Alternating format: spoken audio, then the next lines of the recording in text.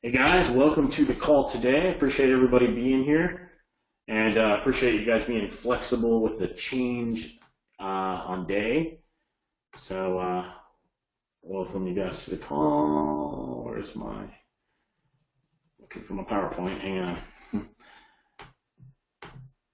Oh, I see why I'm not the presenter. Hang on, I'll fix it. There we go. Let me know if the audio's okay. I'm gonna have Sean come in and kind of guest in with us today. All right.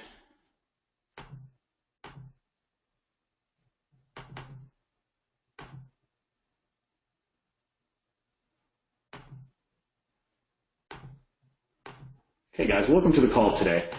This is one of our Pain by Numbers calls for insurance, and we're going to talk role play today.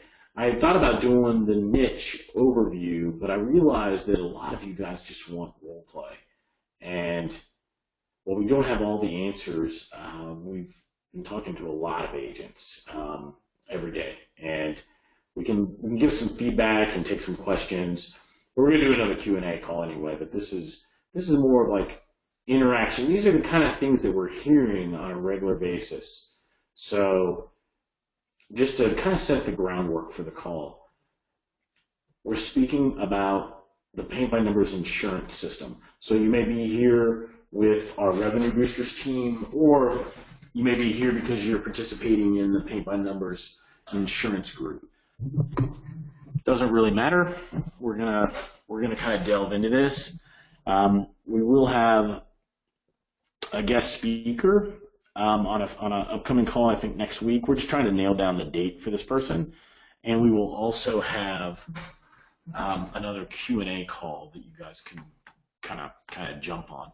Today specifically, we'll just talk just some of the most common questions we're hearing. And depending on where you're at in the process, I saw Mike in here. I know Mike Elias is further along than some of you guys. You may be seeing some of these, or you may be hearing different ones. And log in any that you're kind of getting and we can share with the group. There's no single right answer. So let me see. All right. So role play. Let's see. Sorry, guys. All right, one of the biggest that we get, almost every phone conversation or email conversation, and this is a great question. How much does it cost? And so when somebody asks this, they're obviously interested. They want the benefit that the service provides, but they want to figure out, can they afford it, or does it make sense for them to spend money on it? Okay. Yeah, thanks, John, for lobbing that in, and Roger. And Roger, I agree on that point. We'll come back to that. So how much does it cost really depends on what you decide to charge. So I spoke about this in one of the modules we recorded, but there's really three models. You can do a flat fee.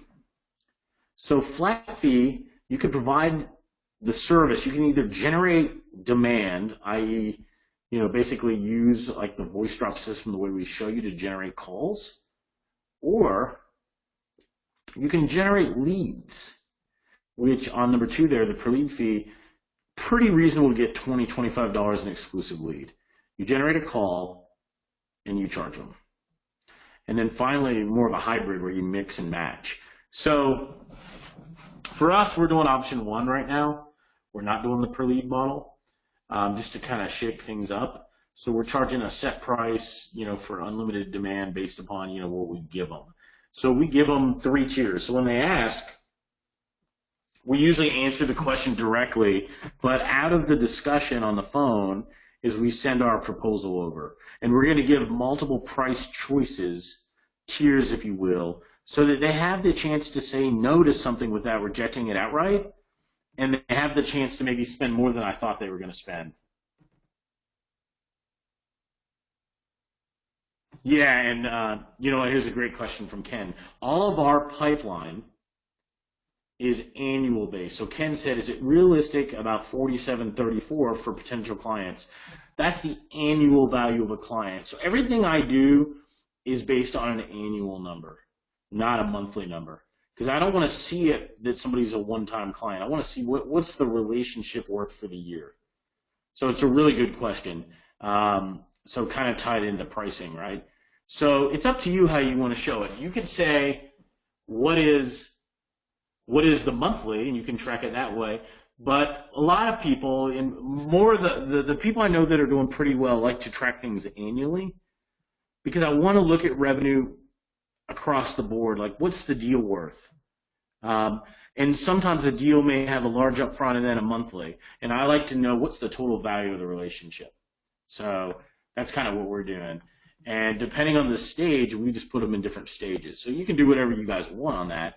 But I advise you to make sure you have a proposal stage and, a stage where you're in pricing discussions after the proposal, obviously the one stage and a contact made. You can have as many or as few as you want.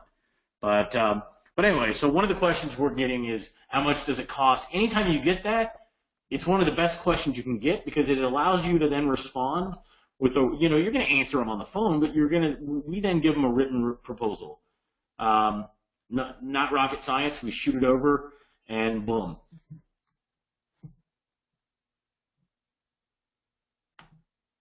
Awesome. I'm going to come back to a bunch of these questions, you guys.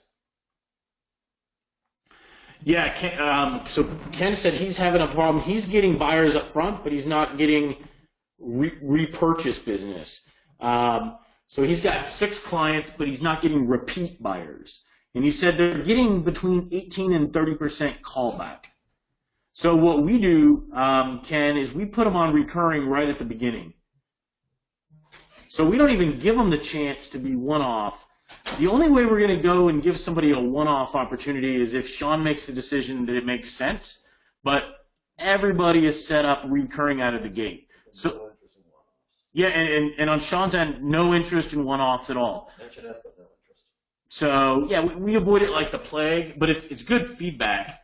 Let me see if there's anybody else on pricing before we skip this. Yeah, Bud, we can do that. Bud Clark. Let's see. All right, so what do I get? Now, this question comes up a lot. I heard Sean answering this one the other day because he does a lot of his calls on speaker, so I'm able to peer in and just kind of listen. What do I get? Once again, it totally changes based upon what you're selling. If you're selling leads or calls. So for us, like I said before, we're selling demand generation. We're not doing it per lead. We can. We're just, right now we're not. We're trying to differentiate a little bit, in our mind from the lead providers because there's a lot of lead providers. So we wanted to be different. So we actually give them, hang on, let me pull up and I'll tell you what we tell people for this. Here's what you get, Bob. This is the mythical Bob here. We custom list generation. So we cultivate a marketing list specific to your preferences, both geographical and socioeconomic. We provide a ringless voicemail contact that delivers a message directly to your customer phone without ever dialing a number or ringing a device. We provide call tracking. I go into call tracking, custom marketing script preparation. We do script split testing, call tracking and reporting to track response rate per script. We have multiple voice artists that we can use to record your script, both in English and Spanish. If you all need any help on Spanish too, we can help you if that's of benefit. So we go through this, and then what we also tell them is, here's an example. Here's a cheapy one. 1,500 done for you. Landline credits, 500 cell phone credits, done for you. The list generation, the setup. I have white glove setup. Professional message, and blah, blah, blah. And we go through this, and at the end of the day, all we're really doing is stacking value on what do I get. All right. Let's see. So, man, my phone, you guys, is ringing off the hook. Jean Calenda. So if you are talking to her, tell her I'm on the call. So this is one we get. Y'all be familiar with this yourself. What if I don't use all of my credits? Now, we actually thought about expiring their credits, forcing them to use it each month. We just made the decision as we were kind of building up the customer base that we will tell them that we'll roll it over from 1 month to another. But we haven't had to do that ever because we're always using all the credits. Because what we're trying to do is generate the highest possible result. So the last thing we want to do is only generate 60% of the result and save some for another month. Because, like to Ken's point, if we don't generate and show enough business value, then you're not going to keep the client. If you're doing lead gen and you don't generate enough leads, then you're not going to keep the client.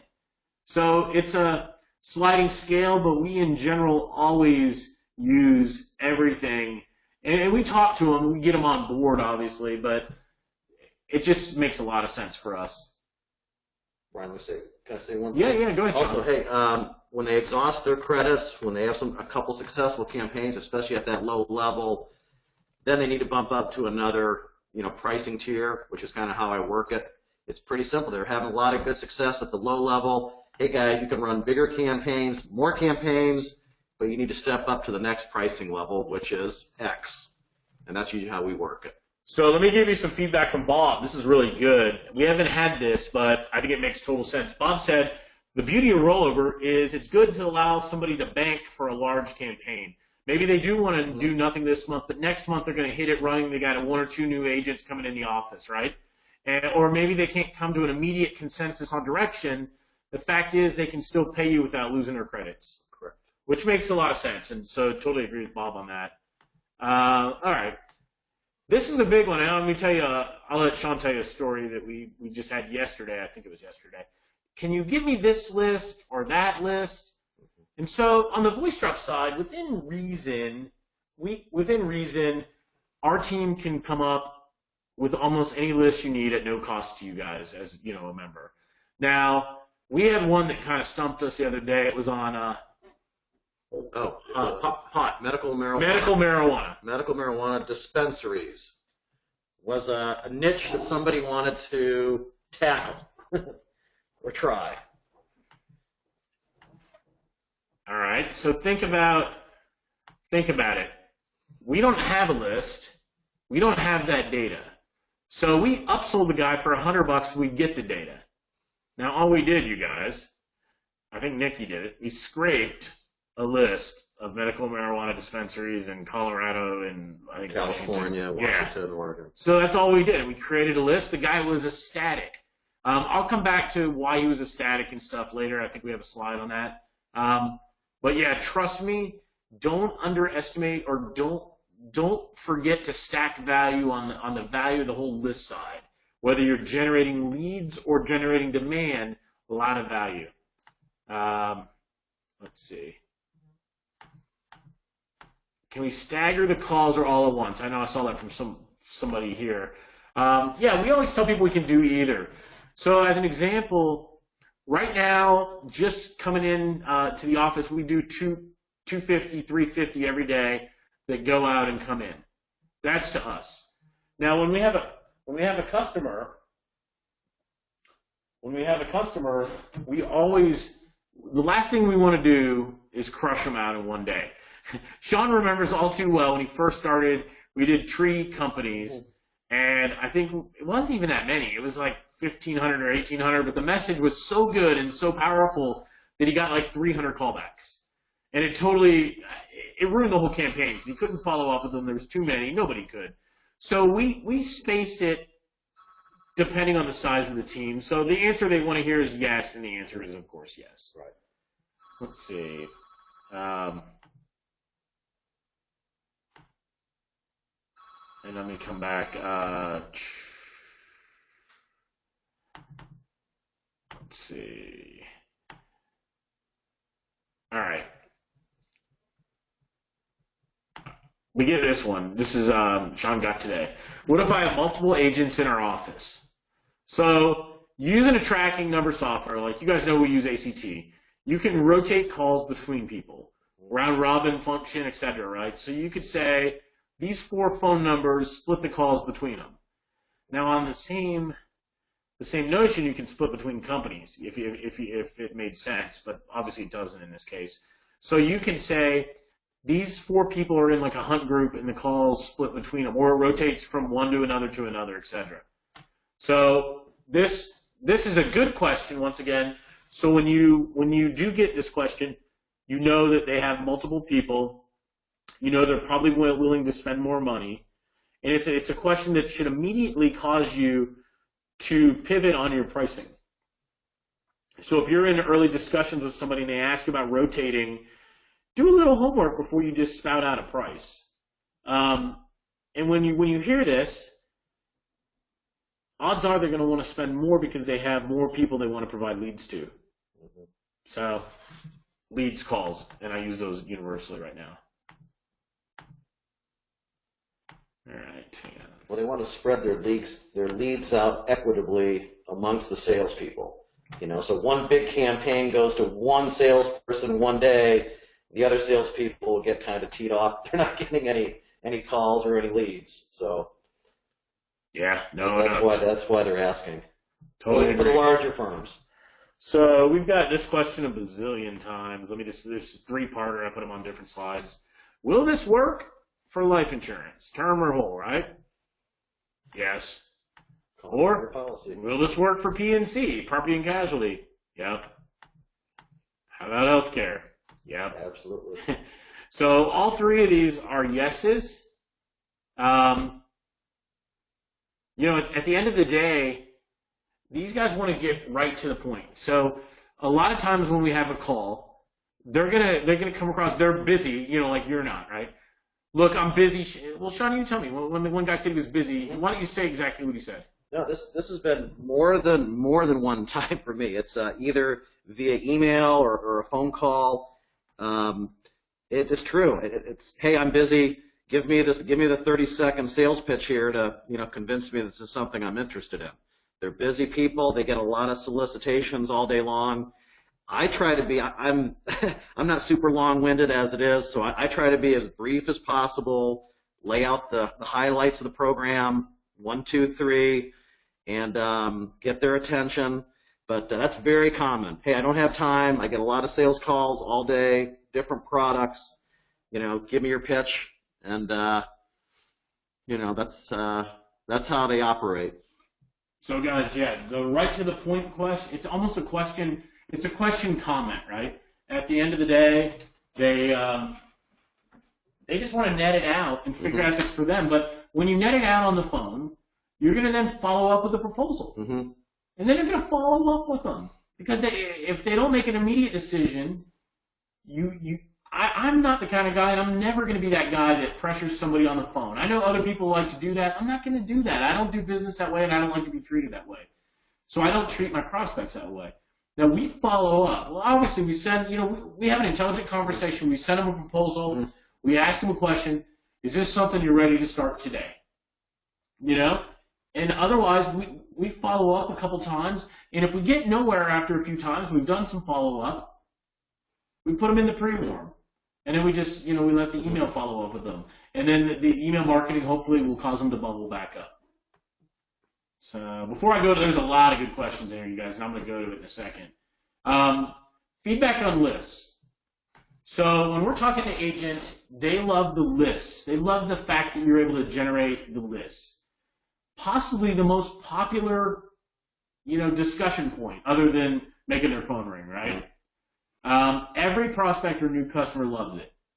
And when they hit us with the medical marijuana, the guy fully expected we would just give him a no, and we said, well, we can create it, it's going to cost. Didn't bat an eye, we should have charged more. Our takeaway, we should charge $200, $250. We charged too little. So, not very hard to do. Most scrapers will find phone numbers of medical marijuana dispensaries in, X states, do them by city. It's not very hard to find. So, and you don't need a bazillion of them. You get a list of 300 or 400 of these, and they're ecstatic. So, just as an example. Let's see.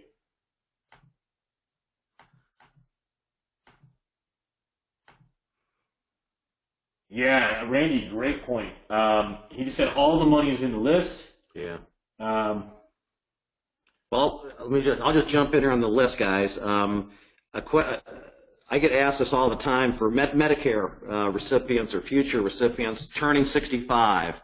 So they ask me all the time, hey, I'd love to get my hands on a list of people's birthdays next year, I don't know, March, April, May 2017, of those people turning 65. Can you guys produce that list? Yes, we can. And they go, wow, that's great. I have the luxury of having the list generator right in front of me, so I can quickly, while I'm on the phone talking with these guys at the same time, say, hey, I'll just run a quick little list check for you. And you can come up with some massive numbers, and then they just go crazy. Yeah, they love it. If you say you can do it, yeah, just simply being able to do it, they're happy with. But it ties into like healthcare being really responsive. So with that whole November to January thing for two or 3 months, it's hot. You know, there's urgency, there's scarcity going on. There's changes in the law. I'm not even remotely interested in this area, but I got to tell you, the people that we do talk to that are selling healthcare are hot and heavy about this, and they love it. So let me go back, though, on something Sean said on lists. Our turn time is typically less than a day. Last week, for some reason, we got hung up on something, but we did a bunch of them in like 2 and 3 hours yesterday. So you're getting your list pretty quick. Depending on what you want to do, you'll find that this is a way that you can stand out from anybody else. When you talk to them, talk up the value of having a highly targeted list. And I know I wanted to say Randy's point. Randy Lane just said, this is a beautiful takeaway. He said, we can tell them that he'll waive the cost of the list if they act now. So you can go ahead and say, list generation, $149 a month, on top of any package you want. Show it waived if they buy within X or Y, right? It's a great point, Randy. We're not even doing that. I love it. We're going to try it tomorrow. I mean, totally brilliant. We should be doing that. It's just a way to offer. We already know it has high perceived value. So now we're going to assign a value to it. And then in exchange for a decision, which before this date, you're going to give it to them for free. So very cool. All right, so let me jump. Let's see, and then I'm going to come back to your questions. We're not going to miss them, I promise. All right, so on the insurance side pricing, everybody we're speaking to is pretty comfortable in the $400 plus tier, $400 to $600 range. Now, in merchant services, we split pretty evenly. We had a $197 tier.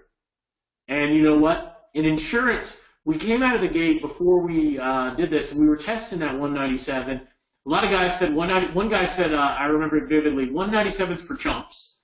How much can I spend? I want more than that. Don't even make a tier under $400. So get your first tier in that $400 range, $600, $700 range, $1,000 range. If you can see what we did on the pricing in the course and where we came in at. And we're tweaking ours. We actually are making some changes right now. We'll give you an update on what we decided to do, just based on feedback and how as you take more and more calls, things the real world happens and you change things. So moving on pricing. Let's see. Ken, I'll ask people that in the group. I actually don't know what they're charging per drop, but I'll ask them. Hang on. All right. Well, let me do that. Do that right now. Okay, so I'm going to take some of their questions. Sean has said these. Let's see. All right, Dan Hutchins said, are your clients month to month, or do you sign them up for 6 to 12 months? So what we do is we show them an annual price. We sign them up on a recurring payment, but we don't lock them in, Dan. If they want to quit, they're going to quit, and I'm not going to be able to keep them. The last thing I want to do is create another possible negative item that would stop them from signing up. So we set their mindset around an annual price, right, with a monthly payment, and there's no lock-in. And we play up the fact that we don't lock them in. Yeah, and like Bob just said, or Bob said a few minutes ago, The customer or the prospect should mentally invest for a year to allow for startup growth in year 2 planning. Yeah, if they don't commit on their end for a year, if they don't commit, at least in their head, now they can get out of it, so you don't have that fear of being locked into another gym membership, right? But if they're not thinking about the growth and planning over the long haul, then you got to get their mindset there. It's just a discussion. Now, Randy Lane said, should we charge a setup fee? Randy, we don't. Not saying it's not a good idea. I think you could charge $199 setup fee and maybe waive 50% of it and maybe make an easy $100. Or you can waive the whole thing, depending on X. It's one of those things, there's no one right answer to this. Keep it simple. We're just keeping it simple. We're not charging one. Maybe we'll try adding one in to see if we close more, if we add it in and then take it away as a promotion. Let's see. Hang on, I'm looking for a response on.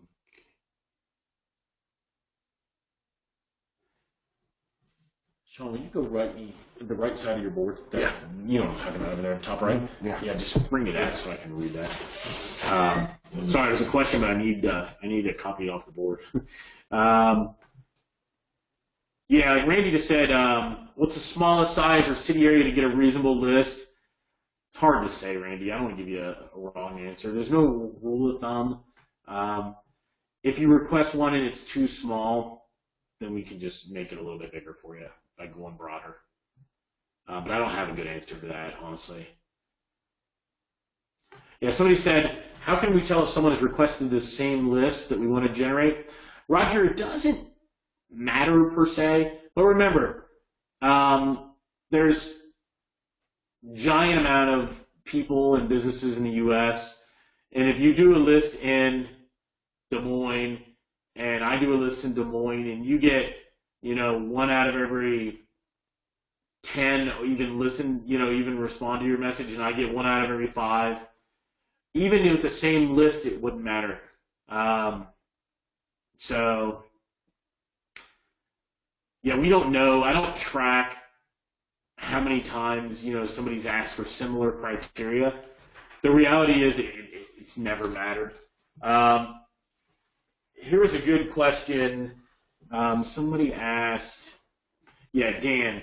Dan, this is what, I'm going to type it. I'm going to type this in. Actually, I'm going to type it live into the screen so you can see it. Hang on. One sec. Dan was asking about pricing tiers, you guys. Tiers. This is literally updated today, this morning. Let me, I'm writing this on the board. Or I'm writing this on a slide real fast, so give me 1 sec. All right. Almost, and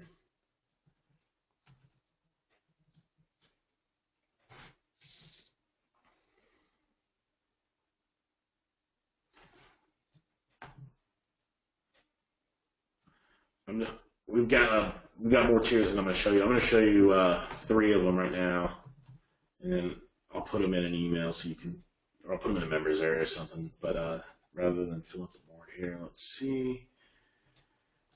All right, so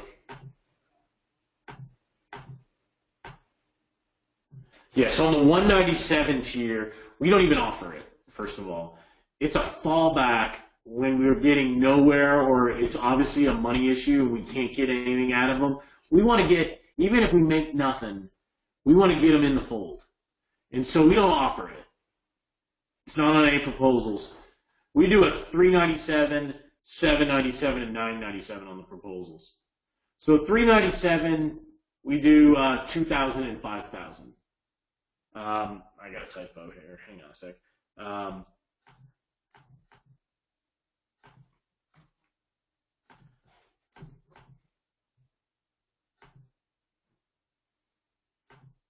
Okay, so, yeah, so you can see, just to answer that question.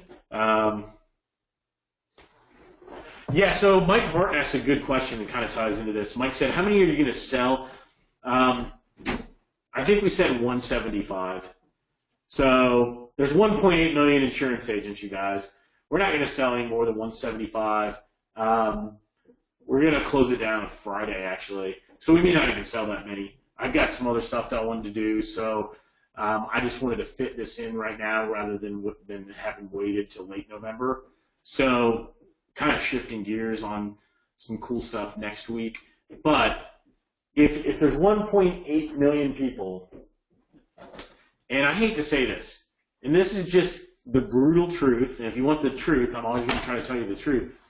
All of you may not even implement what we're showing you. You may not even copy anything. So what I've seen over the long haul is, at best, and you guys in general are better than what I see with other marketers because we chat about things, 50, 60% of them will do stuff. And out of those, some will only do a little bit, and some will be hot and heavy. Like Ken Lingle does a lot, Mike Elias does a lot, and there's some other guys, not to name a bunch of guys' names, that do a lot. So in terms of overlap, we're never going to touch it. It's the same thing in local marketing. Let's say the local marketing ecosystem is about 50 to 100,000 marketers selling to U.S. businesses. I can tell you on one hand how many times I've bumped into anybody, anybody I know or anybody tied into somebody else that I might know of. It just doesn't happen, you guys. I know sometimes it's hard to believe, but it's the truth. Let's see.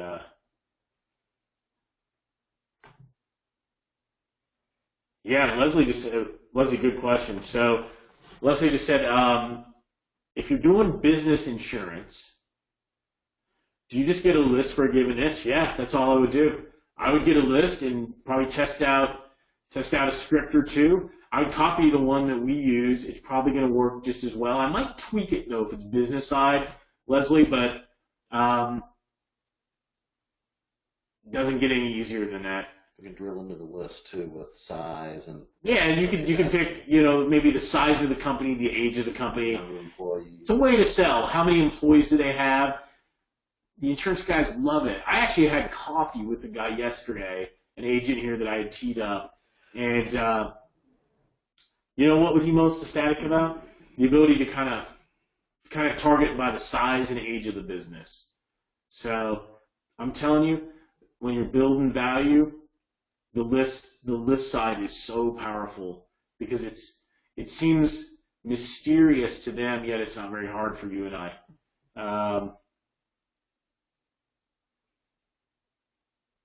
Let's see. Yeah, you guys, I'm not writing LUDs to agents. We don't do any of that. This is just written for you guys. So, Sean, when you talk to, I'll let you answer this. Lori has a question. How do you explain the difference between a LUD or an RBM? So, if we're giving them 500 RBMs and 1,500 LUDs, you just say landline and cell phone? Yeah. I think I've used the term... I'll ask him a lot, Lori, right when we start the conversation, do you have any background, do you have any knowledge of this service? Have some of you used a similar product or service in the past? Most of them don't. They have no idea. So I think, I just use the term. I do distinguish, though. I do call it landlines and, cell/mobile. I'll use the term ringless, but mainly I call it drops, just a general term. We do drops.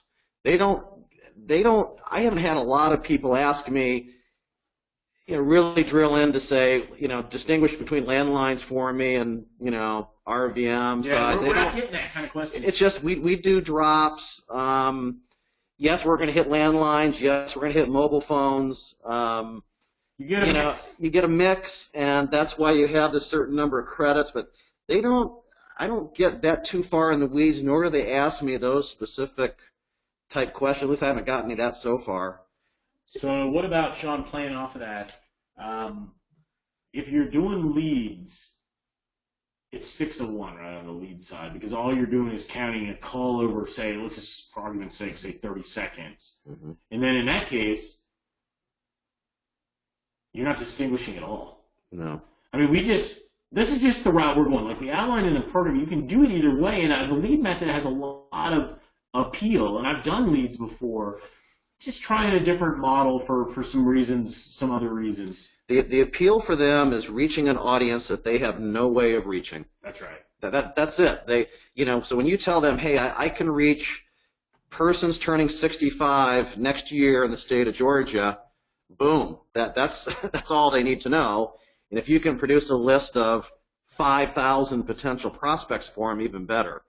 But I've caught myself a couple times, like I said, getting into the terminology of it. Is it ringless? How does it really work? Is it a server-to-server connection? What happens? And they don't know it or they care. You may tell them. I don't like I said. I keep it very general. If they ask, I'll go there, but I haven't had to go too far into the weeds with them. Like I said, it all boils down to we can reach prospects in an audience that you can't. They can't. It's top of the funnel. It's top of the funnel lead generation, demand generation. You're just getting people to call them, and then they do their thing. So no, we don't teach them how to sell. They're probably as good or better salespeople, you guys, than all of us, right? They're professional salespeople. I'm not teaching them what to say. We don't do any of that at all. Here's a good question from Sam over in North Carolina. Sam said, "At what speed do you send it out?" Sam, we vary it. We definitely don't spread it out over a whole month. It just depends. If it's one person that has a $1,000 package, then we're going to probably be doing multiple campaigns spread out. If it's somebody that has a little package, it might all happen over, a course of, 2 drops the same week. But we don't flood them in 30 seconds with all the calls. Hey, Sam, the mistake I've seen, especially with call tracking now, is that when you pound them with phone calls and it's only one person on the back end taking the calls, when I go back in the call tracking and listen and see how many calls actually they took, it's shameful almost how many they miss. If you just pound them with, too many calls, they miss them. Just like I did on that test we did many months ago, you just miss too many of them, So, that's a setting that we can control, and you can kind of ask them too, based on the size of the list. How many calls would you, approximately like a day? We can pretty almost fine-tune that, but I wouldn't pound them unless they're ready for it, and B, they've got a staff if it's a big list. One person is just way too much. You're going to miss way too many calls, and they call you back and say, hey, I could only handle, X amount of calls, and we say, well, we delivered 100 drops, 100 calls went through. So it's all a case-by-case basis, I guess, is the best answer. Here's a good question from Walt up in New Hampshire. Walt said, I'm not always getting first and last names when I get the email addresses or agency name. You know what, Walt, when you can get them, great. When you can't, it is what it is. I think the harsh reality of emailing is, even in my database, even in my internet marketing database, I probably have about 40% first and last name. That's 60% names that I don't even have a name associated with, or I only have a first name. And you know what? I don't let it stand in the way. You just have to be careful when you architect. You don't want to be the guy. How many times have you seen this, right? You don't have first and last name in the record, and you do a message with a wild card like F name, hello F name, and then since you didn't have the first name, it just writes hello F name. You're like, yeah, you don't want to do that. Just say hello and don't put their name. So I don't think it's the end of the world at all. Farhan asked, hey Farhan, how can you track calls? So we use a third-party program called ACT. Excuse me, guys, I'm getting over a lingering cough. With ACT, it's really, really simple. There's a lot of other packages, CallFire. There's a lot of programs that do call tracking. I mean, there are so many of them. We're going to throw up, for anybody that wants it, if you want us just to bill you, we'll just bill you the hard cost or something. We'll come up with a little system if you want to use our call tracking, and we can make it available to you. You log in and see it all, and you don't have to buy another product. Now, we have a hard cost for it. Unfortunately, it's not unlimited. It's, it's real. Basically, it runs through Twilio credits and time and stuff like that. But there's no limit of call tracking products out there. And I'm not going to sit here and endorse, which one you should use. it is important that you use it because Yes. it helps to showcase the value far in and what you're providing. Because at the end of the month, like to Ken's point earlier, if your guy's getting good callback, like Ken just said, pretty strong callback, and they're getting a lot of messages, what if their yo-yos answering the phone are horrible? Mm-hmm. And then you can show them because you have a recording of it. Or you could say, well, you didn't take any of the calls. You know, they all went to voicemail. Sean and I saw that the other day. Right. Customer sent all the calls to voicemail. Like, I was shocked. And I'm like, are you seriously in business? But, you know, it is what it is. Or wasn't prepared to take the calls on the back end. Didn't know what to say. You know, someone called, hey, just got your message. What do you got? And they don't have anything to say. Like, you know, they're like, it was crazy. You know. Totally crazy. Let's see. Lisa Curry. Hey, Lisa. Lisa had some struggles with email. And to Lisa's point, the MailChimp, I mean, we were using it. You guys have been using it for years. For whatever reason, they recently have become more restrictive. I've been using SendGrid and completely unsolicited, you know, completely bulk emailing, no nothing, right? No, you know, this is no opt-ins that I got or anything like that. Just the same way we're talking about. And for whatever reason, I think emailing is always going to be a bit of an art. And when I say art, I use that word loosely. It's not a science. It always has been. But for instance, usually when you use these programs, they evaluate you based on your unsubscribes or your spam reports, right? So if you're getting a lot of spam reports, you run the risk of getting crushed out. So let me show you something from, I don't know what this is, but I'm going to show it to you, Elise. So our reputation score, I think in SendGrid, this little reputation score, 80 or better keeps you healthy. Ours is 98.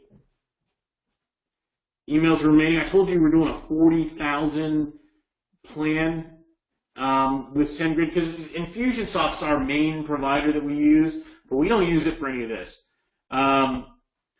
So today we sent, looks like 2,021 emails. I think we did a follow-up in the sequence. You can see the deliverability rate. You can see the open rate. I mean, I think you guys can see it. You can see the bounces. I had 2 spam reports, but the open rate is solid. I mean, you can't complain with that. Oh, I'm sure we can complain, but 72 unsubscribes right now. So, look, when you get, if somebody cancels you like MailGrid or something, not MailGrid, MailChimp, I highly suggest trying SendGrid. Mike Elias made a really nice post in the members area the other day. It might have been last night. And tweak some things. I suspect that if you manage your account, and you know, it doesn't mean weird things won't happen to you. You'll be fine. Not doing anything different than we described. Nothing different. Now we've created some new emails and new campaigns. We're happy to share them with you, but you know, we're constantly testing things to see what works and what doesn't work. So I will tell you that if you use our email plugin, I will see if I can give it to all of you guys. I have to check. So I did a deal with another internet marketer where I had the right to resell his email plugin. It was a pretty cool little tool. It had to be $47 or more.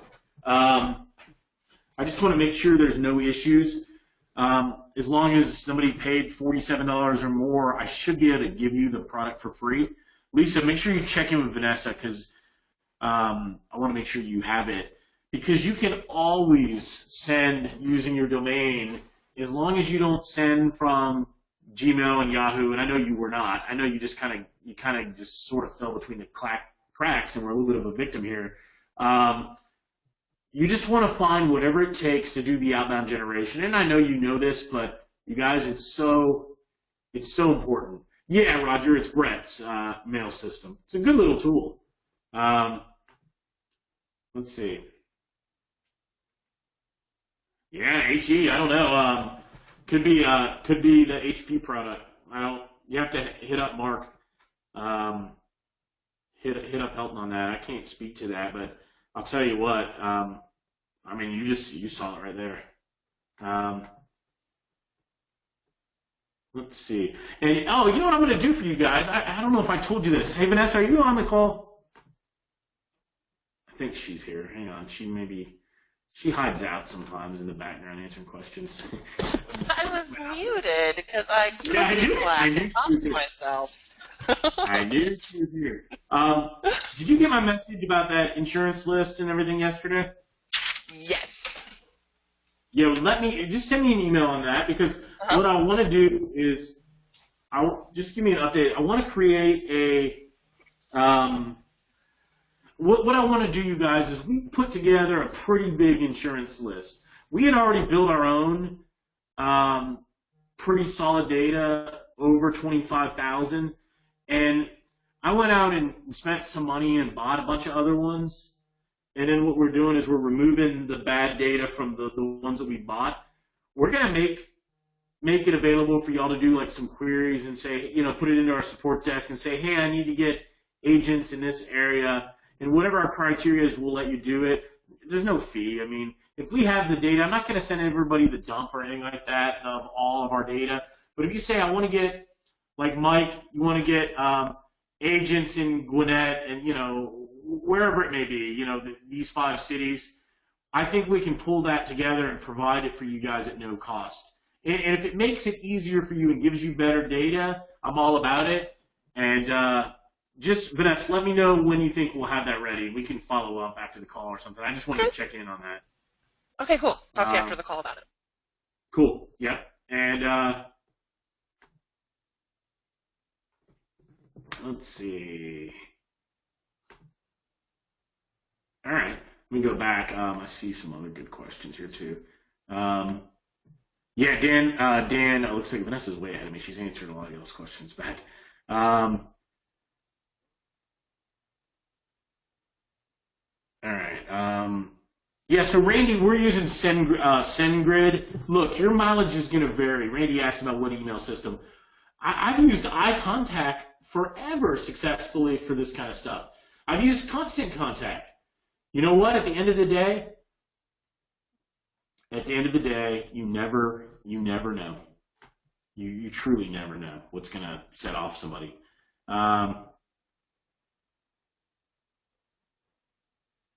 Yeah, Mike Martin said, do you have sample scripts for recording voice drop calls? Yes, they're in the members area, Mike.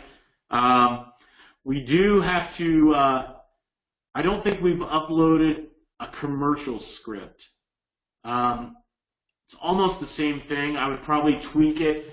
We'll run a test campaign and split test 2 and see 2 or 3 of them, and we'll see which ones pull the best. But the personal stuff's pretty solid. And we've tested both healthcare, P&C, and life. It's been solid. I'll tell you another one that's been good for insurance, you guys. And this came from one of our new clients. He said, look, every agent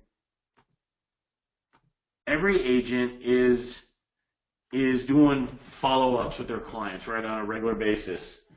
So if you have 70 or 500 clients and you want to schedule annual follow-ups, it's a great, easy broadcast to get out there. And it's a pain for these guys to reach these people to schedule it.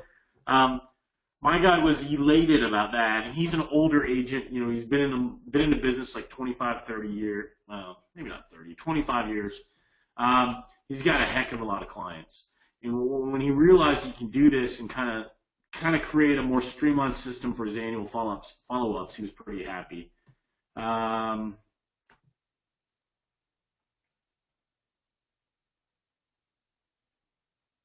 see. Yeah, Ken said, how can you get recurring at 400? I haven't met a lot of people who want, a ton of drops. So, Ken, nobody wants a ton of drops. They just want results. So, yeah, it's important to don't get in the weeds on the bits and the bytes. All they want is business value. They just want phone calls. Most agents want one thing. They just want their phone to ring. That's it. They want to land more clients. They want to fill the top of the funnel. If you get down to specific, I want 140 this and that, you're gonna create more controversy. But no, everybody we're talking to, I mean, I've been on the phone with Sean all morning. Everybody we're talking to is trying to land business. Everybody's trying to close business. And then in the healthcare area, which we already kind of talked about, everybody is working against a deadline and trying to reach as many people as possible and, to take advantage of this. So now we've seen it a little different. We're hitting lots of insurance agents. We haven't had any issue whatsoever.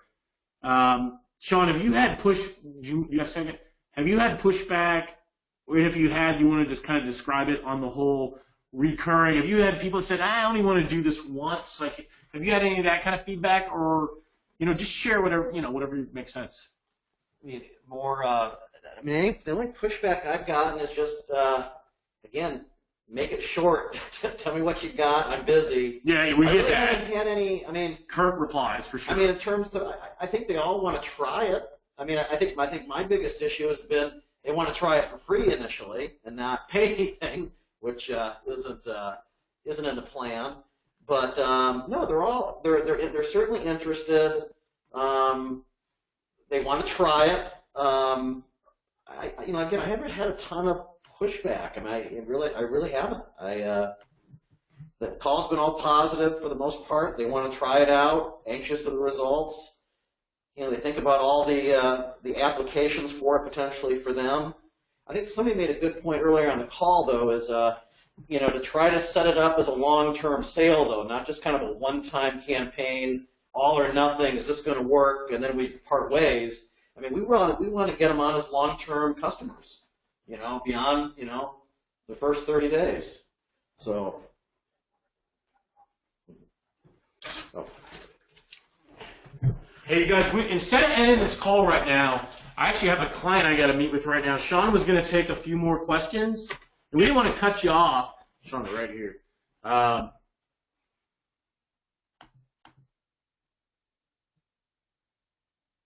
Yeah, Dave sent it in, and yeah, if you guys have any questions we haven't missed, I'll put them up. Sean, that's how you can sign. I can get back to most of these guys if you just. Yeah, let me give you this. I got a good problem. I've got a guy right now that I'm supposed to meet with. So I'll get back to these guys. Yeah, I'll let you handle it, and then Vanessa, if you help kill it at the end, so we get a good recording. I don't want to miss anybody's questions, but I also don't want to miss this deal. So keeping it real, I'm going to take this and let Sean answer one or two more if there's anybody missing. Okay. Okay. Hey, Vanessa, and I'm here there? too. Yep. I'm answering questions as fast as my fingers will fly in the Q&A box. All right. Are they? Do you see some of the questions kind of teed up here? Yeah. There's lots of questions about the pricing in the different tiers. Right. Let's see.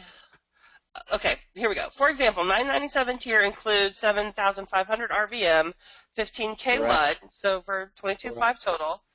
Right. So it's about pricing, the difference between LUD's pricing and RVM, what the total cost is. The total, the cost. We just determine our cost per, cost per the landline drops and the cost per the RVM, which is a little different, and then base our profit margin, what we want to, price it out at based on that. So that's how the tier pricing is kind of set up, if that's what they're asking. Right. So we can Voice Drops subscription members get the members-only pricing. The current RVM pricing is, I think, on average, 0.375, like 3.75 cents, and landline is about 2. If you've been saving up your monthly credits, you might have some more already stockpiled. And we could talk to Brian about this since he's not on the call. We can go behind his back and maybe make some promises and then make him keep them. We do bulk buys where if we can get enough people we can get the rate down to like 3.2 on the RVM side. So if you guys are interested in that, it's available to VoiceDrop subscribers. So if you're in that group and are interested in that big bulk buy, let me know. Send me a ticket, and if I can get enough interest, I bet I can talk Brian into letting us put one together. Yeah, I can't remember the last time we did that bulk buy. Was that probably 2 months ago? It was, yeah. Okay. Hey, Sean, what's your 30-second pitch? No pressure. Well, Your 30-second pitches. hey, look, I'm a pretty laid back guy. I'm not a hard charging sales guy, you know. So I mean, my pitch, I try to put it back on them. I mean, I don't like talking for 30 seconds, 45 seconds, even a minute straight. I mean, so I always start with a question, you know, which is obviously they have some interest when they call back in. Hi, you know, thanks for calling back in. Sounds like you have some interest in this. You know, what's your familiarity with this? And usually they talk for 30 seconds. You know, they'll tell me, here's who I am. It's the old kind of sales thing. It's better when the customer's talking and you're asking them kind of open-ended questions just to get a feel. I don't want to go into a pitch if I don't even know what type of insurance they're selling. I'm not talking to a property and casualty guy, a business insurance guy, a health insurance person, you know, Medicare, more Medicare, life insurance. So I try to get at least some background information. If they don't know anything about it, I'll say, look, I'm going to give you, again, the 30-second kind of nuts and bolts of the program, the system, the process, how it works, okay? We do this. You know, we provide, you know, ringless voicemail technology to, you know, both landlines and mobile phones that we can deliver to a large audience, you know, very quickly. And we have the ability to pull these lists, these wide varying demographic type lists, you know, to reach a target audience that frankly you can't. And we develop custom scripts, you know, based on that, and launch campaigns for you. And just get them talking kind of back and forth and kind of how it may fit into their particular business. They'll usually tell you, you know. So I just hit on the main 3 points, kind of like we do, you know, every week, which is, you know, what's the niche, you know, pull a list, and, you know, hone in on a real customized script. Those are the components, and launch it. That's it. You know, if they want to get further in the weeds, then, you know, we can talk about ports and how to do it, and you know, what does RVM really mean, and all that. But I haven't really had to get to that level yet. I've got one question that I see a question that I can field. Josh would like to know on the fulfillment, how it works with VoiceDrops. So if you're a VoiceDrops member, you have a VoiceDrops white label master account where you can run RVM, that's ringless voicemails, yourself or with a done-for-you service where we set it up for you. As a white label account holder, which all of our members are, you can create sub-accounts, and that's really great for organization. If you have customers and you want to cap out that they only have 2,500 credits, it's super easy to make a sub-account, and we've got training in the VoiceDrops group. You don't have to give them access to their own software. You can run it for them. In fact, we don't give anyone but you, our customers, access. We don't give retail customers access. And then you run the RVMs for them out of their sub-account. So it only uses the credits that you've delegated for them. Now for landline drops, you can still use the done-for-you service for your customers. We run those on our side. It's a different system. It's a different area. So there's no muddling. You provide the audio file. We can pull the list to your specifications. We set the numbers to the tracking numbers or direct lines that you choose, and they just get the return calls.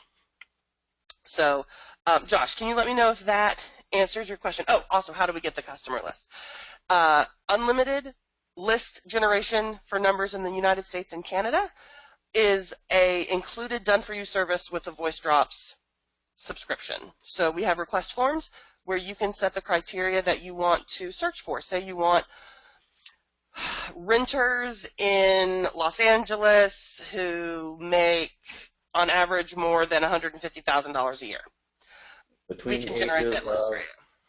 Oh, yeah, right. we can even, identify down to ages. Now, the more criteria you specify, the smaller the list gets. But if you've got an insurance agent who really wants to sell renters insurance, the fact that you can generate a list for them of, from 1,000 to 5,000 potential customers who are identified in public record as renting, or most, I think there's two tiers of that. There's renter and most likely renter, like not confirmed, but Right. anyway, details. Yeah, That's a huge benefit. Mm-hmm.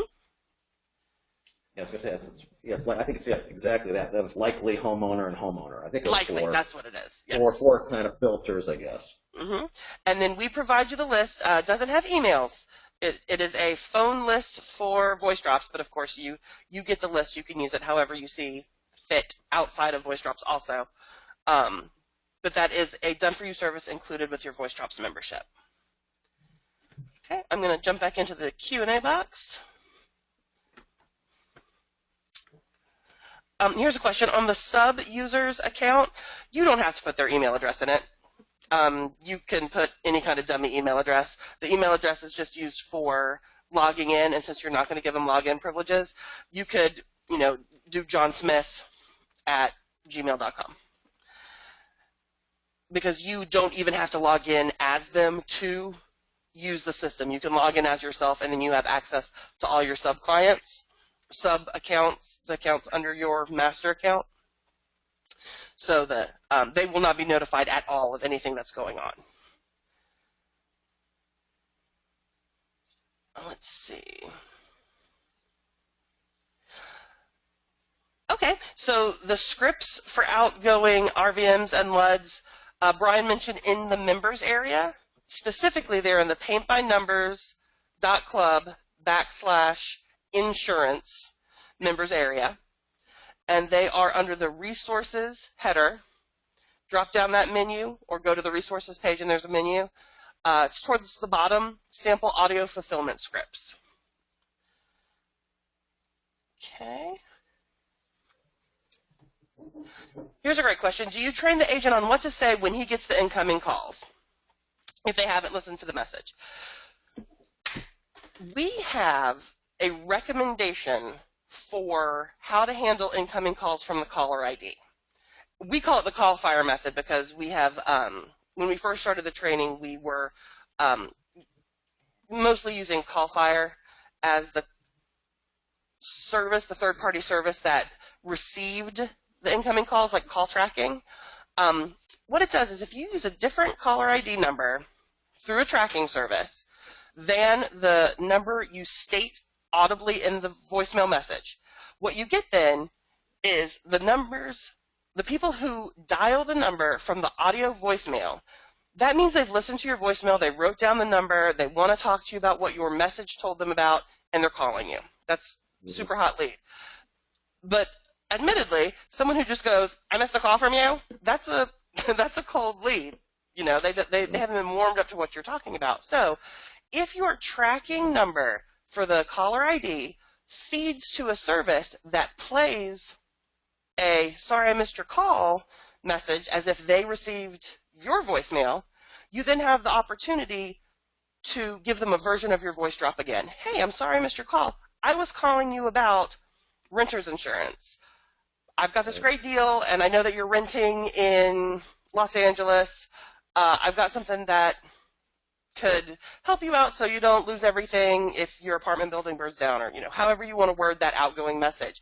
If you're ready to talk to me about this, press 1, and you'll be connected to my phone. And then that service sends that now warm lead, this person who's chosen to talk to you, to that original number from your voicemail. So the insurance agent ends up only getting live phone calls from people, 99%, somebody might work their way through that system, but 99% of the calls that the insurance agent ends up actually physically taking and talking to, super warm leads. Right. Sean, did that make sense? Did I take care of that question well, do you think? Yeah. And I'll even I'll just it goes without saying, I always just also give them the caller ID, and obviously if it's tracking numbers, I give them the tracking number of the caller ID, so they know if it's just a, you know, a callback redial, and I give them obviously the tracking number used in the message, so at least gives them a little tip off, if they will, if it's just coming back to one person.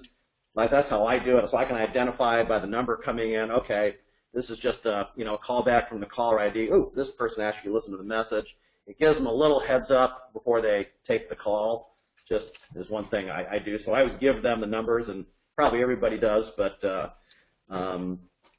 that's just kind of, that gives them a little heads up. But the nice thing, too, about the call tracking software is then you can go back and, you know, you can listen to the calls, you know, and listen to the person who took the call.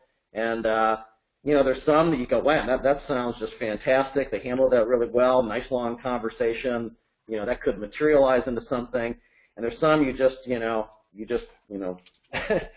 cringe sometimes, you know.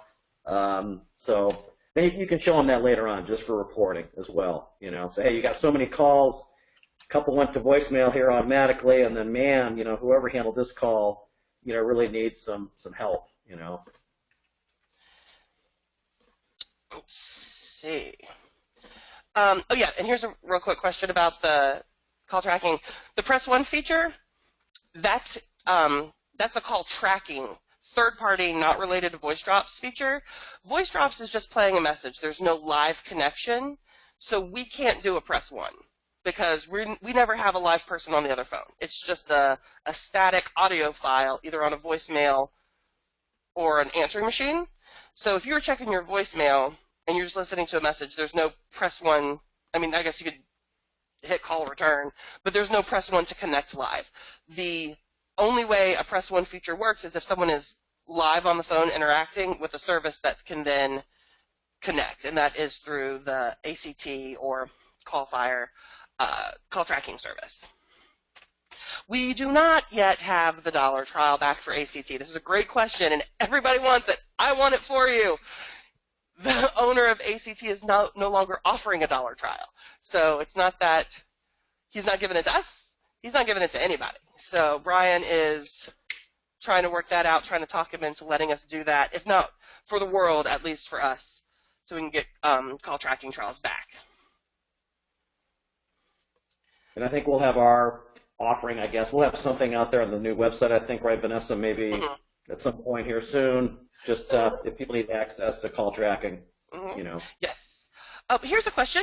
And Sean, you'll have to take this because admittedly, I've never logged into ACT, so I always have to defer to Sean.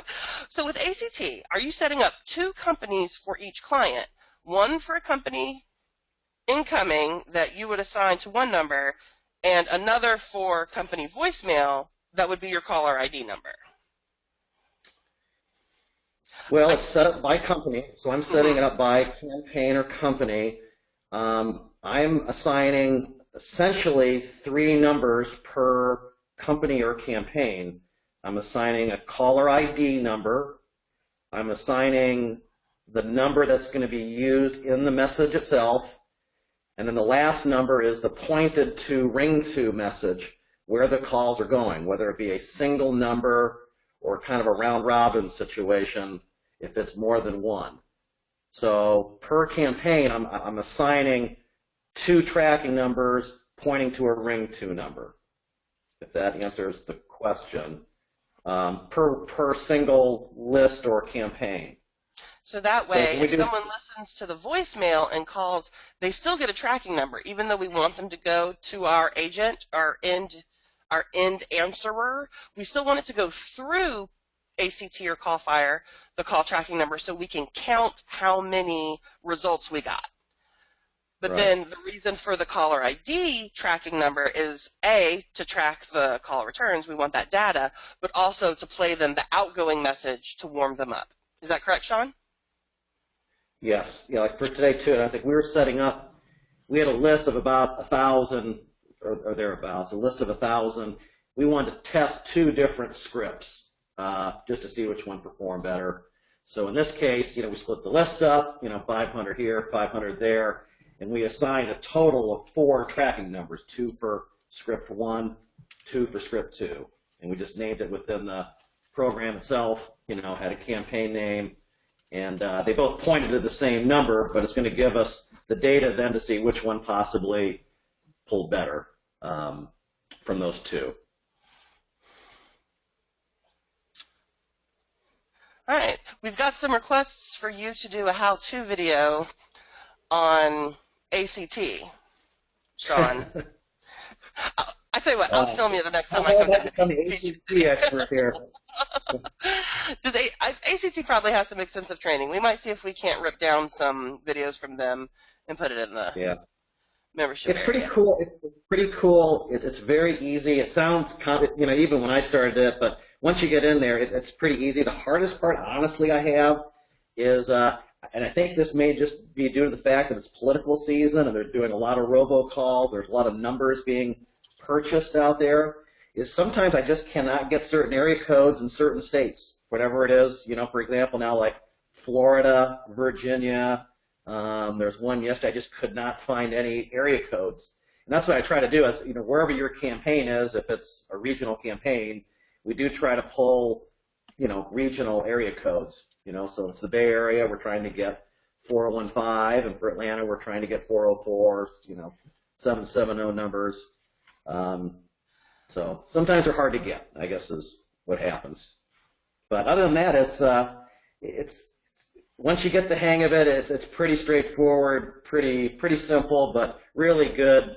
Since we started really using it a lot, boy, it really gives you some really good reporting information. And that reporting is so important for client retention. When you can go to a customer and say, hey, just following up, I want to let you know what a great job I did for you. If you don't brag on yourself, nobody's going to brag on you. And having that quantifiable evidence, I sent you with my service X number of calls. I've reviewed, I guess, I don't know if you would, you'll have the audio files there that they can review. But, saying, the voice drops were this effective, this is how many calls came to you live, this is how many dropped off on the outgoing, the caller ID warm-up message, like, here's what we can do to change it, this is how I think we can get better results. Right. It's really cool. I get a kick out of it now. I'll walk in the office in the morning. It's almost the first thing. If we got a campaign that ran the night before, it's always interesting to come in the morning and go to the program right away, and you kind of hold your breath, as you kind of the program's open to see how many calls they've gotten, because they'll tally it all up. So you can stare at the screen and go, oh my God, he's really got a ton of calls today. And you can check in with them, and but you got to have it. I think I had a call. It was either today or yesterday. It's the same thing. It's like, hey, maybe they say they're not getting a lot of calls. Well, how do you know until you have the data in front of you? You don't know. And assigning the tracking numbers is just the easiest, cheapest way to get that data. It should be done almost every time. All right, I think I was trying to answer HE's question, and I might have put the answer in the wrong. So if somebody got a confusing answer, I'll explain it right now. The question was, so you're saying don't use the client's real phone number in the message. What we're saying is have a tracking number that forwards straight to the agent's direct phone number. So if their number is 555-6666, have a tracking number that the customer dials 555-7777 that imperceptibly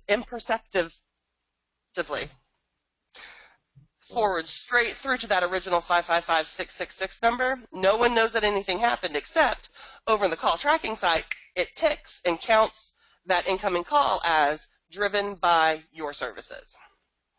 Right. Imperceptibly. Am I saying it right, Kristen? I'm going to look that up. No V. It's a B, not a V.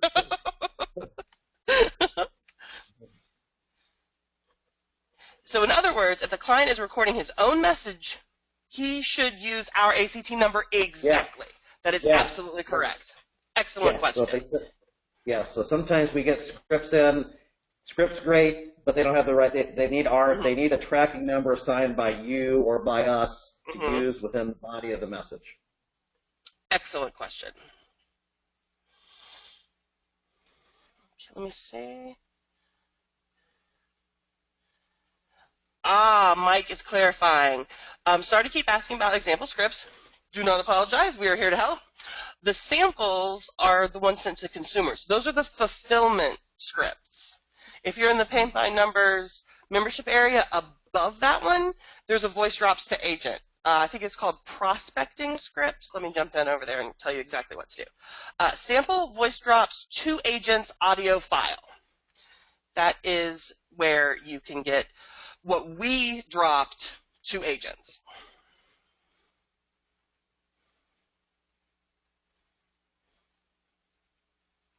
Yes, Bud. We have a lot of training on call tracking in the voice drops area, but we can do another one, but that's going to be a voice drops members training as it's associated with the voice drops membership.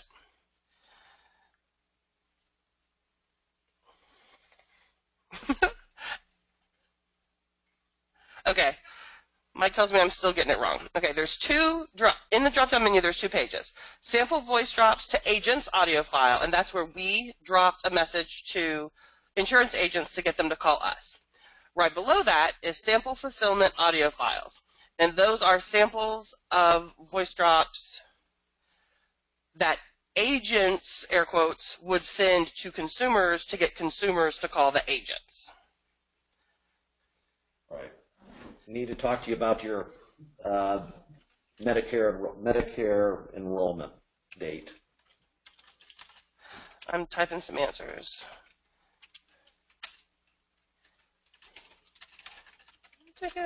I actually had somebody ask me where the support desk was, and I thought if I have said one word in my life more than I've said get support.biz, I'd take $1 million. I feel like I mumble that in my sleep. If you need anything, if we're not on a call, if it's account specific or just not something you want to post in a Facebook group, www.getsupport.biz. We are always on the desk from 8 to 5 Eastern, Monday through Friday. We're usually on the desk way more than that. Somebody is checking it pretty much constantly, but I can't go on record as saying it's guaranteed. So if you need us, that's where we are. And let's see. A lot of folks are asking about voice drops, the different membership levels for voice drops. If you go to voicedrops.net/big, B-I-G, it compares all the different features of the different accounts. So if you want to check it out there and then send me a ticket, we can talk about what best fits your needs. Revenue Boosters Gold and Platinum includes all the features of a Voice Drops basic account, which is the $197 price point. Let's see, any more questions?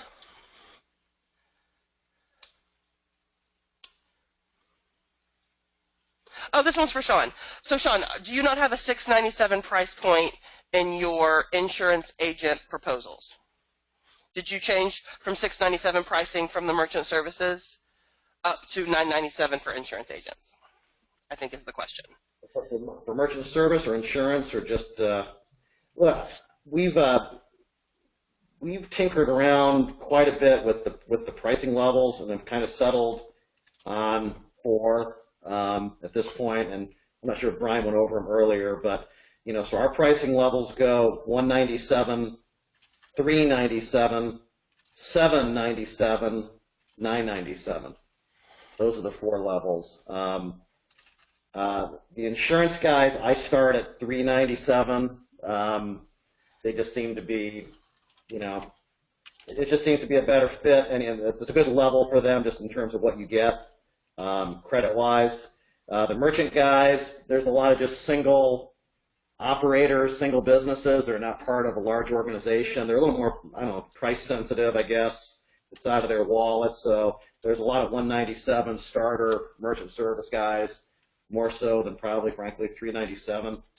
But the 4 levels: $197, $397, $797, $997. I mean, I'm like you. I'm open to negotiation, I guess, if it came to that point. But I haven't had to really do too much.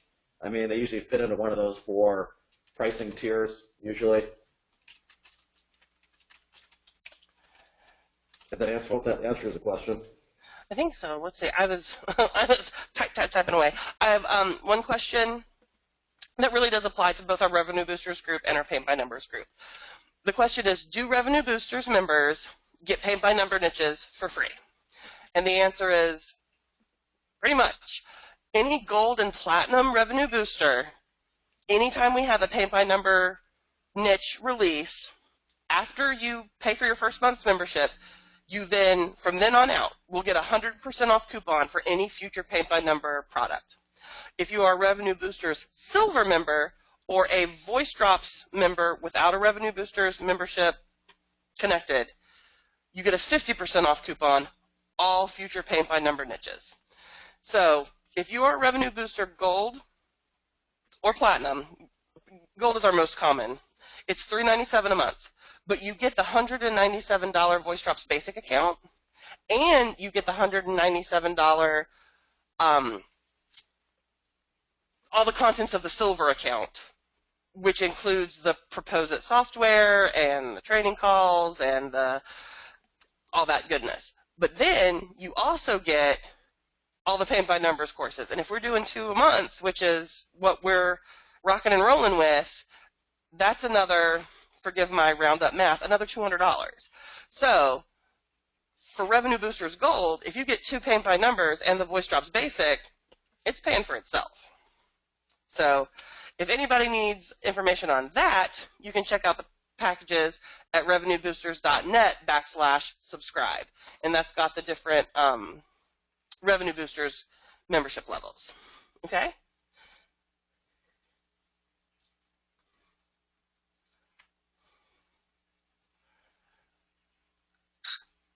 Let's see if there are any questions we can.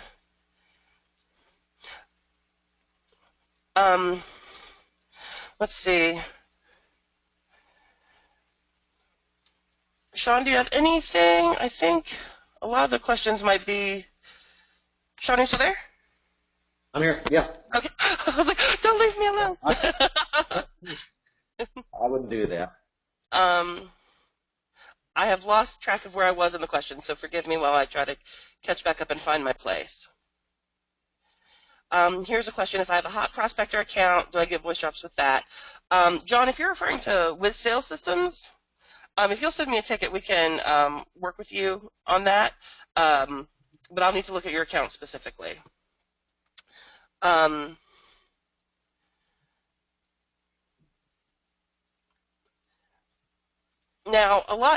there's a lot of like little questions about what's our profit margin, how are we making money at 197 with 2,000 drops, et cetera, et cetera, et cetera.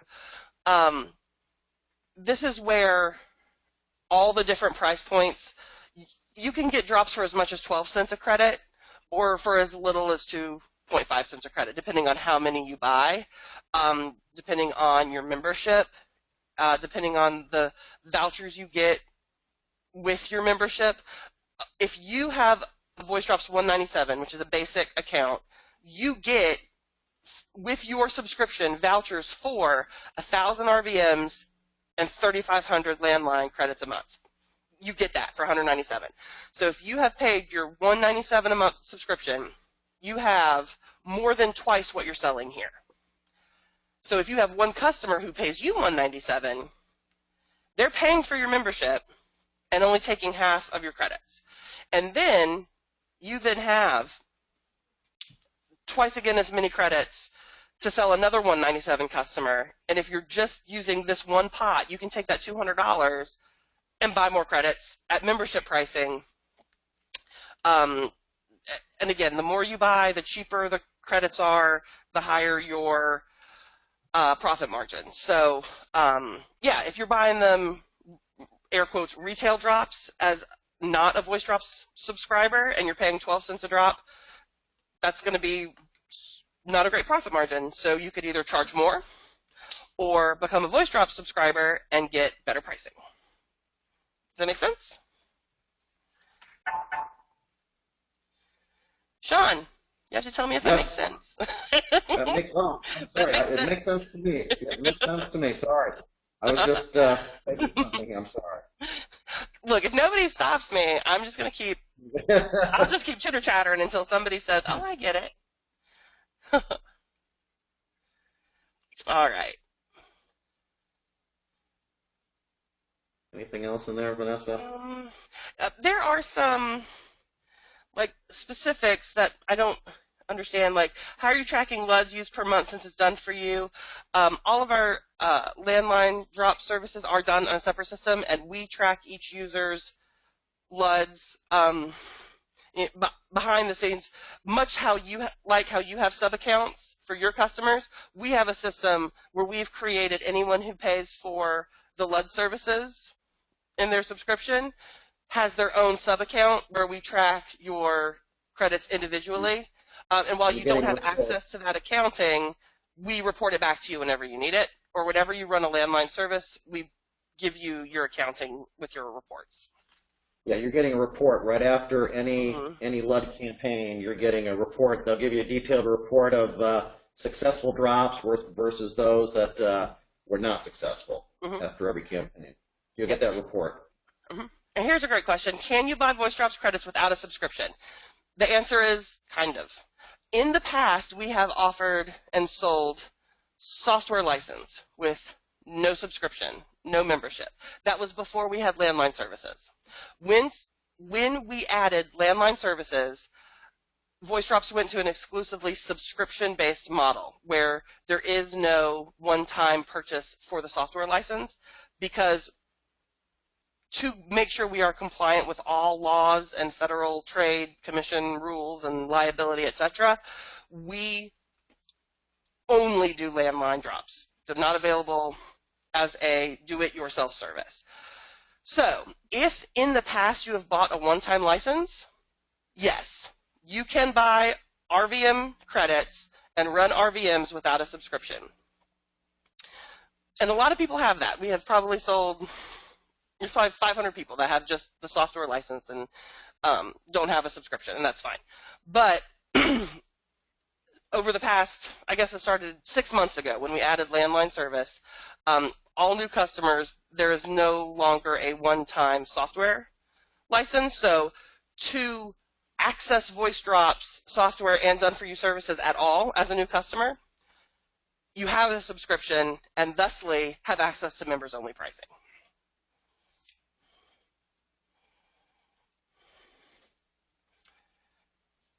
Okay. Well, my Q&A has stopped scrolling like the Matrix, but I admit that I have probably, I don't think I've ever seen this many questions. This is amazing. I love this level of interactivity. But that means probably I have missed somebody, and I just want to say it's not intentional. I'm not skipping over on purpose, but it is 3:30, and I've done my best. If I missed you, please send me a ticket at www.getsupport.biz or tag me in a post in one of our Facebook groups. But all personal and individual account questions, billing, access, passwords, etc., have to go through the support desk so that we can communicate confidentially. We don't want to spill your business all over Facebook.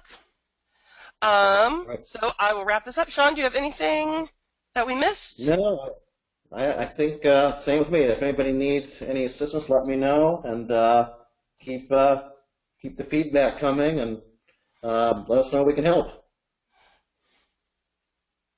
All right. Yes, Jurgen, I'm going to do this personal bit real quick. Yes, Brian said one afternoon this week, so I'm about to write you a ticket. I'm going to respond to your ticket and let you know. Okay, so I'm going to clip that part in off of our recording and say, have an awesome day. And if you need us, hit me up in the support desk. Thanks, everybody. Bye, everybody. Bye.